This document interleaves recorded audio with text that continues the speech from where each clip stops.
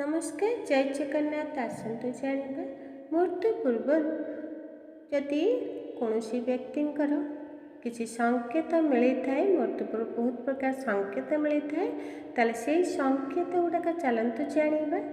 जदि कौन व्यक्तिंकर केश हल्का भी टाणीदेले ताको सहजरे छिंडी जाए एवं ताहा कष्ट भी हुए नहीं, ताले जानतु तांकर एहा मृत्यु पूर्व किसी संकेत देता है। मृत्यु पूर्व शरीर एक अद्भुत स्मेल आसी थाए, जहाँ द्वारा यह मृत्युर गंध कहुए। ताले एभली बहुत किसी संकेत मिली थाए जहाँ मृत्यु पूर्व जना पड़ जाए जे एबे मृत्यु पाखे आसुची एवं यह सहित यह अच्छी जे आपण या शरीर कौन असुविधा होता है, डॉक्टर को देखा उचित। 3 नंबर, जदि जड़े व्यक्तिंकर मल मूत्र एवं छिंक एक सांगर ही पड़ जाते ताले जानवे तांकर मृत्यु पाखक आसुची। पाटी, आखि, नख एवं जीभ पत्थर पर जदि शीतलता लगी थाए, यह एक मृत्यु पूर्व लक्षण बोली विवेचना करा जाए। एपरि जदि कौन व्यक्तिंकर देखा जाए ताले से 6 मास मध्य मृत्युवरण करती। एपरि लोककथार अच्छी एवं गरुड़ पुराण अच्छी। जदि गोटे मास भितर शरीर बारंबार मोटा हो जाए पुणी अत्यधिक पतला हो जाए ताहले मध्य मृत्यु पूर्व एक संकेत होता है। किंतु आपण या शरीर कौन प्रकार रोग होता पारे, से डॉक्टर देखा सबुठु भल। ता सहित स्वप्न शास्त्र यह अच्छी जे मृत्यु पूर्व पुरुष कौन पूर्व पुरुष को जदि देखुंट यह बहुत अशुभ होता है। मृत्यु जदि पाखे आसिले से टाइम रे पूर्व पुरुष माने आखपाखे सर्वदा रुहती, जमीती जो लोक ये सब अनुभव हुए जे तांको पाखरे पूर्व पुरुष माने सर्वदा रोचंती, निश्चिंत यह मृत्यु पूर्व लक्षण होता है। एमती बहुत लोकर होता है। जदि भी आपण कौन लोक को एमती देखुंट शुणी जानी कमेंट निश्चिंत देवे एवं वीडियो शेष पर्यंत दयाकोरी देखंतु, लाइक शेयर करने सहित हाई पॉइंट निश्चिंत दियंतु। गरुड़ पुराण अनुसार जितेबले मृत्यु पाखे आसी थाए, जड़े व्यक्ति पाखरे बसिथिबा लोकंक मध्यरे केबे देखा जाती नहीं। से माने जम मृत्यु आरंभ बोली जो भावी था, मृत्यु पाखे आसिले यही लोक मान पाखापाखि किसी अनुभव हुए नहीं। मृत्यु पाखे जिते आसी थाए मरी जाइथिबा लोक माने आखपाखे सबुबले अनुभव होता। मानव शरीर 7टी चक्र रही है। पुराण अनुसार विश्वास रही जे मृत्युर प्रथम संकेत नाभि ही रही। नाभि चक्र जदि भांगी जाए अधिक समय लगी था। चक्र भांगा सहित मृत्यु दिन पाखे पाखे आसी थाए। जड़े व्यक्ति नाभिर ही जन्म होता है आउ अनुभव करती। ये दुर्बलता तुष्टि शक्ति होता पारे। पेटरे लाल कि नीलधारी जदि होता है, यह रक्त संचालन किंबा चर्म रोग द्वारा होता है। से डॉक्टर देखा सबुठु भल उपाय। मृत्युर गोटे मास मध्य जड़े व्यक्ति निजर प्रतिफलन सृष्टि भाव देखा आरंभ करे और केते समय छायार मुंड अदृश्य देखा जाता है। एभली परिस्थिति रे यदि किछि लागू थाए ताहले डॉक्टर देखा प्रथम उपाय।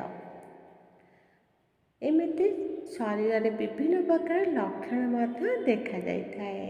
जदि जड़े व्यक्ति असुस्थ थाए पेटर गाढ़ ଲାଲ, ହଳଦିଆ ଓ ନୀଳ ରଙ୍ଗ ଦେଖାଯାଇଥାଏ। ତେବେ ଏହା ଅର୍ଥ ହେଉଛି ମୃତ୍ୟୁ ନିକଟତର ହୋଇଥାଏ। ତେଣୁ ଆପଣ ଯଦି କୌଣସି ଏମିତି ସଂକେତ ଦେଖୁଛନ୍ତି କି କ'ଣ, ବେଶୀ ବ୍ୟସ୍ତ ନ ହୋଇକି ପ୍ରଥମେ ଡକ୍ଟରଙ୍କୁ ଦେଖାଇବା ଉଚିତ। ଯେ ଏସବୁ ଭାବିକି ଯେ ମୃତ୍ୟୁ ପାଖେଇ ଆସୁଛି ଡରିଯିବା ଉଚିତ ନୁହେଁ, କାହିଁକିନା ଶରୀରରେ ବିଭିନ୍ନ ପ୍ରକାର ରୋଗ ମଧ୍ୟ ହୋଇଥାଏ।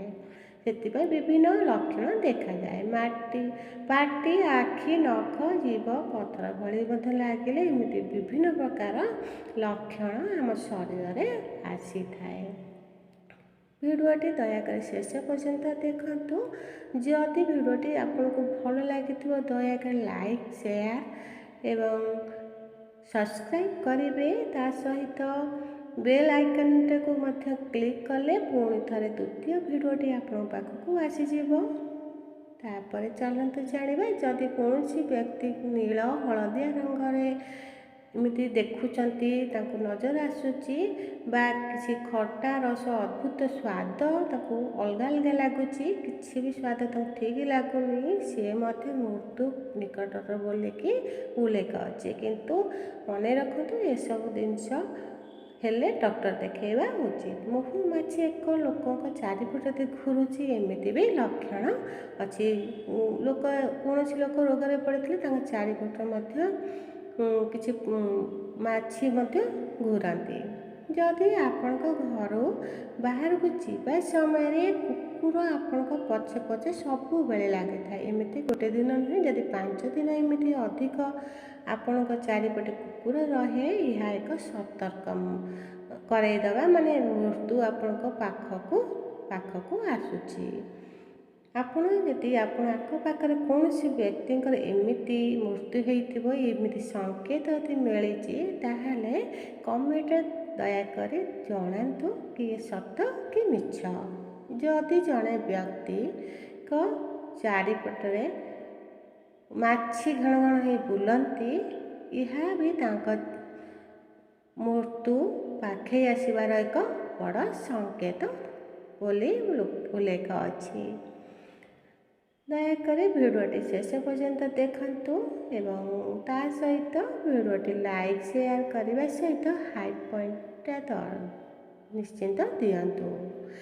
ଆଉ ଗୋଟିଏ ସଂକେତ ହେଲା, ନିଜ ନାକ ଆଗ ଭାଗ ଜମାରୁ ଦେଖାଯାଏ ନାହିଁ। ଯେଉଁମାନଙ୍କୁ ମାନେ ବହୁତ ଦେଖିବାକୁ ବହୁତ ଅସୁବିଧା ସମସ୍ୟା ହୋଇଥାଏ, ସେଭଳି ଲୋକଙ୍କର ମଧ୍ୟ ଏହି ସଂକେତ ମିଳିଥାଏ ଯେ ମୃତ୍ୟୁ ପାଖେଇ ଆସିଥାଏ। ଆଉ କେତେକଙ୍କର ମୃତ୍ୟୁ ପୂର୍ବରୁ ନାକ ବଙ୍କି ଯାଇଥାଏ, ସେମିତି ବି ହୋଇଥାଏ ଯେ ନାକ ବଙ୍କି ଗଲେ ବି ଭାବନ୍ତି ମୃତ୍ୟୁ ପାଖେଇ ଆସୁଛି।